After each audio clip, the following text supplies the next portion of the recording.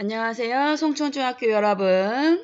우리 1반의 우진이, 2반의 주한, 3반의 은서, 4반의 하용, 5번의 장난꾸러기, 검재까지 안녕.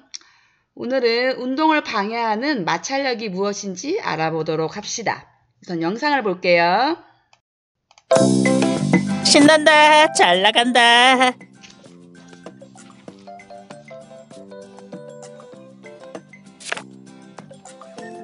멈추네. 계속 가면 좋을 텐데. 킥보드를 타고 가다가 발을 구르지 않고 가만히 있으면 얼마 못 가서 킥보드가 멈춘다. 그 까닭은 무엇일까? 효재야, 싱싱 신나게 킥보드를 타는데 자꾸 멈추면 엄청 지치겠지.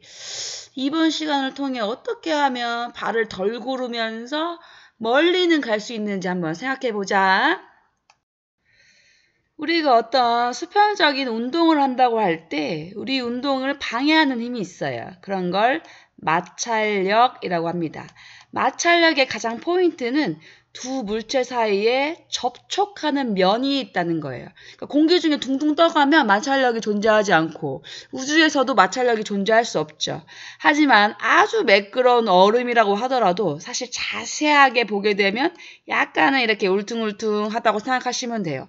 여기를 아까처럼 킥보드가 간다고 생각해 봅시다.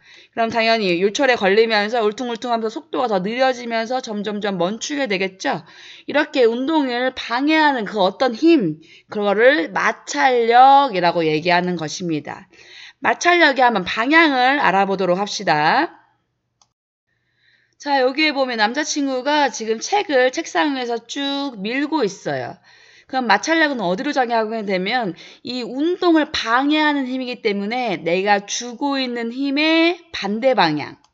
그래서 이렇게 밀면 마찰력은 멈추려고 하기 때문에 반대 방향으로 작용하면서 결국적으로는 책을 멈추게 하는 요인이 되는 것입니다. 그럼 이런 마찰력의 크기는 누가 결정하는지 우선 알아야겠죠? 이 영상을 잠깐 볼게요. 썰매는 미끄러운 논 위에서가 거칠은 흙 위에서보다 잘 미끄러진다. 이렇게 눈 위에서는 웃으면서 걷는 사슴이 흙에서는 굉장히 슬프고 힘든 표정을 짓고 있죠. 바닥의 상태에 따라서 바닥이 거칠수록 훨씬 더 마찰력은 증가하게 됩니다. 두 번째로 마찰력을 결정하는 요인은 짐을 가득 실은 무거운 수레보다 가벼운 빈 수레가 가벼운 거는 선생님이 쉽게 이렇게 밟고 움직인다. 있으면 끌고 가고 있는데 무거우니까 굉장히 낑낑 끌고 가고 있죠. 이 물체의 무게가 무거우면 무거울수록 바닥에 착 붙는 효과가 나기 때문에 바닥과의 접촉면이 훨씬 더 밀착하게 되고 그래서 훨씬 더 마찰을 더 크게 일으킨다고 생각하시면 됩니다. 그러니까 아까 거는 바닥이 거칠수록, 거칠다는 건 울퉁불퉁하다는 얘기예요.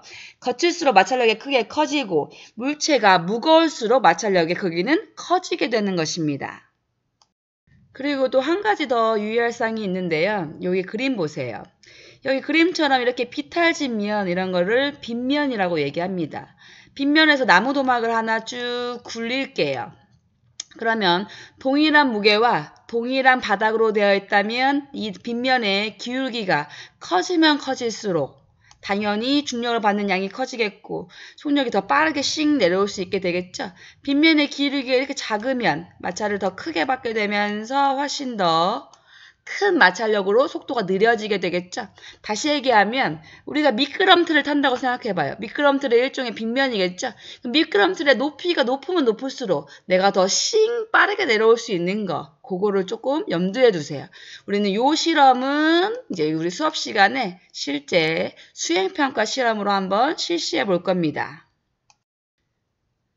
마찰력의 방향을 다시 한번 물체의 짚어낼게요. 운동을 방해하는 방향으로 마찰력이 작용하여 자전거가 멈춘다. 항상 마찰력은 방해하는 힘이기 때문에 반대 방향으로 작용한다는 거 꼭 기억하시고요. 이제 마찰력이 어디에 사용하고 있는지 한번 찾아봅시다. 마찰력의 경우에는 자꾸 힘을 방해하기 때문에 우리가 더 힘들게 느껴질 수 있죠.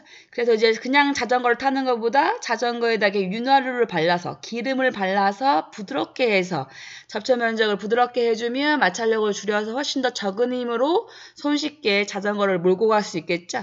마찰력을 줄이려고 하는 운동을 해요. 그리고 자기부상 열차, 자석을 이용해서 부상, 떠서 가는 열차란 뜻이에요. 그냥 기차는 바닥을 이제 지나가기 때문에 소음이 나거나 속도가 좀 느려질 수 있지만 우리 엑스포에 있는 자기부상 열차 같은 경우에는 바닥에 닿지 않고 떠서 가.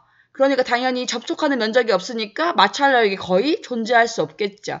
그러니까 아주 적은 힘으로도 손쉽게 빠른 속도로 주행을 할 수 있는 것입니다. 그래서 이런 마찰력을 막아내는, 적게 만들려고 하는 노력을 많이 기울이게 됩니다. 하지만 마찰력이 꼭 나쁜 것만은 아니에요. 우리는 필요에 따라서 마찰력을 크게 하려고도 하고 작게 하려고도 하는데요. 이 그림을 한번 봅시다. 여기 신발 바닥을 보게 되면 이렇게 울퉁불퉁하죠? 오히려 울퉁불퉁한 걸 만들어서 우리가 잘 넘어지지 않고 훨씬 더 걸음을 잘 걸을 수 있도록, 이런 축구와 같은 경우 훨씬 더 미끄러지지 않고 볼을 찰 수 있도록 이런 것들은 마찰력을 오히려 크게 하는 예시라고 볼 수 있어요. 두 번째 그림 볼게요. 물미끄럼틀을 쭉 탈 거네. 여기에 만약에 물이 흐르지 않는다면 엉덩이가 엄청난 마찰로 인해서 뜨거워지면서 아프겠죠? 근데 물을 싹 흘려주니까 마치 이게 윤활유처럼 우리가 씩 미끄러져 내려오기 때문에 마찰력을 줄여주는 예가 됩니다. 세 번째, 이거 봅슬레이라고 하는 썰매 같은 거죠. 여기에 나를 이렇게 매끄럽게 닦아주지 않는다면 이 봅슬레이가 울퉁불퉁하면서 굉장히 속도가 안 나겠죠. 그래서 이런 봅슬레이의 바닥에 날은 매끄럽게 해서 훨씬 더 얼음을 싱싱 마찰력을 작게 하는 예시가 됩니다. 자, 네 번째, 이 체조 선수가 이게 하얀 가루 날리고 있죠? 이런 걸 횟가루라고 얘기해요. 보통 이제 소나무의 송진 같은 걸 가루로 낸 건데요.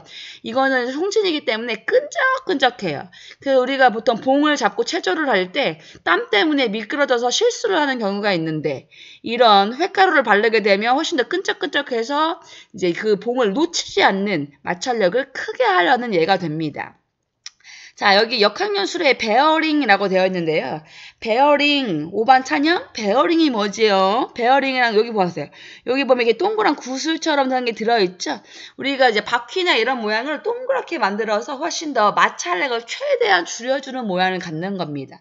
그래서 이제 여기 돌아가서 이게 훨씬 더 세모나 네모가 되면 그 모서리에 걸리겠죠? 근데 이렇게 동그랗게 만들어주게 되면 부드럽게 훨씬 더 잘 돌아가게 돼요. 그래서 마찰력을 좀 줄여서 이런 이제 수레 같은 게 훨씬 더 부드럽게 빠르게 나갈 수 있도록 도와주는 거고, 마지막으로 여기 계단에, 우리 학교 계단에도 요게 있죠?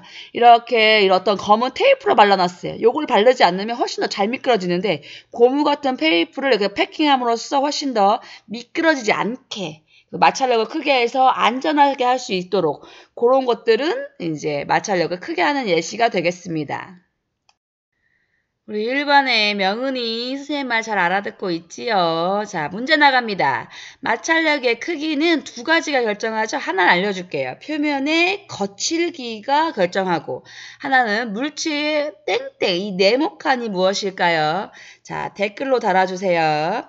2반 태은 공부 열심히 해서 댓글로 꼭 남겨줘. 다음 시간에 봐요.